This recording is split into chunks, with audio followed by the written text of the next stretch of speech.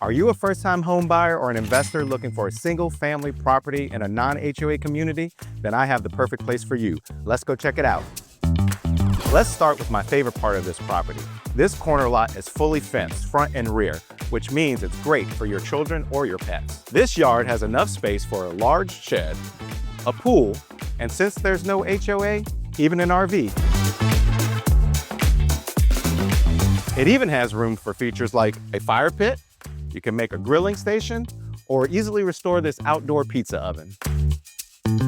Inside, you have 981 square feet of comfortable living space that consists of 2 bedrooms and 1.5 baths. But if you need more space, this den can be converted into a 3rd bedroom. And this half bath can be converted into a full bath.